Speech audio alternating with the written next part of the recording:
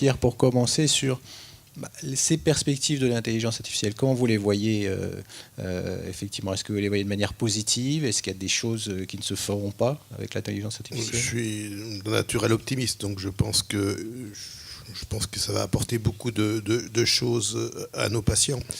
Premièrement, vraiment utiliser les bases de données pour mieux sélectionner les patients qui pourront réellement mieux bénéficier de traitements.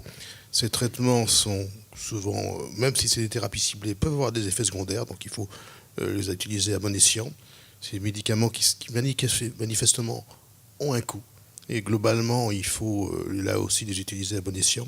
Et je crois manifestement que l'intelligence artificielle, l'utilisation des data, pourra vraiment permettre de traiter les malades, les bons malades. Ça, c'est le premier élément. Et deuxièmement, on l'a vu avec OncoStype, nous donner des bases de données pour prédire la résistance au traitement. Parce que globalement, même si vous avez un traitement efficace, autant T0, une thérapie ciblée, apparaît au bout d'un certain temps, on l'a très bien vu pour le cancer du poumon GFR muté, vous avez un premier traitement par gefétinib ou lartinib qui marche très bien, puis apparaît une seconde mutation, la mutation T790M, qui induit finalement un échappement. Et donc globalement, essayer de mieux préciser auparavant quels sont les malades qui ont cette mutation qui va apparaître secondairement. Alors peut-être qu'elle existe déjà puisque la maladie est polyclonale, mais mieux les sélectionner pour peut-être utiliser d'emblée deux anticorps monoclonaux, deux thérapies anti-EGFR qui peuvent être des anticorps ou bien qui peuvent être des petites molécules. Et ça, je pense que l'intelligence artificielle et les bases pourront nous aider. Et aussi, troisième élément, c'est peut-être aussi de mieux suivre nos patients. En particulier, essayer de prévoir les rechutes. Vous avez parlé de la prévention, et je crois que la prévention avec la génomique constitutionnelle est aussi important. Petit bémol, commençons donc par le tabac, avant d'aller faire des systèmes très sophistiqués. Ça serait quand même déjà très intéressant. Et ça coûte pas cher et ça n'a pas besoin d'intelligence artificielle. Voilà, il y a des besoins aussi dans ce domaine. Charles, sur ces perspectives de l'intelligence artificielle, vous les voyez comment? Moi, sur un plan plus technique, au cours moi, je fais ce métier depuis 30 ans. Je vois que depuis ces 5 dernières années, on a considérablement amélioré les modèles prédictifs. Tout d'abord pour la partie analyse des images. On a aujourd'hui, même si on manque encore un peu de puissance de calcul, mais on a considérablement amélioré la capacité d'apprendre. Je crois que ça a été mentionné aussi dans certaines évolutions de tumeurs. Donc la capacité à apprendre est plutôt justement. Donc aujourd'hui, dans le grand public, on est capable de reconnaître un chat. Ce week-end, Google proposait à mon épouse une nouvelle catégorie sur son téléphone portable qui était catégorie pingouin.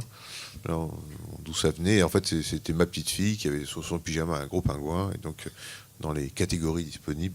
Donc ça s'améliore. Sur les images, sur le texte.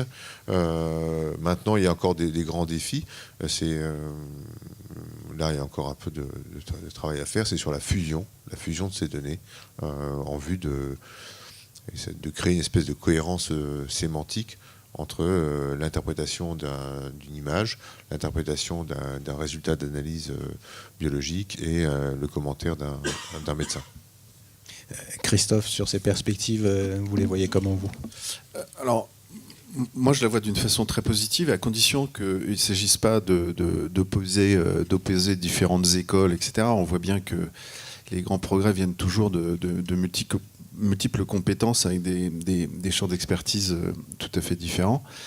Et d'ailleurs, les bons exemples et les exemples qui marchent bien sont toujours le résultat d'une association entre quelqu'un qui va être plus hard, software, etc., et de quelqu'un qui apporte le savoir métier. Et c'est cette convergence qui marche. Donc, l'outil d'aide à la décision doit rester dans l'esprit. Quand on voit effectivement des grandes sociétés technologiques comme Google, dont on entend beaucoup parler, et quand on rencontre ces gens-là, et quand on parle avec eux, on voit bien que ce qu'ils recherchent avant tout, c'est est-ce qu'ils font ou ce qu'ils développent a du sens. Donc ils recherchent l'expertise. Et c'est ça qu'il faut associer. Bernard, également sur ces perspectives, comment vous les voyez? En ce qui nous concerne, je la vois à deux niveaux.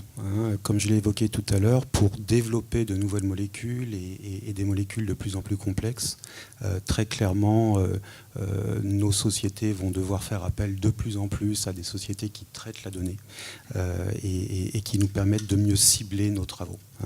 Donc ça, c'est un premier point. Le deuxième point, c'est en aval, lorsque la molécule est utilisée pour faire de l'imagerie. Notre imagerie moléculaire est une imagerie à très haute définition, avec des images qui sont parfois très complexes au niveau de l'interprétation. Et aujourd'hui, on parlait d'aide à la décision.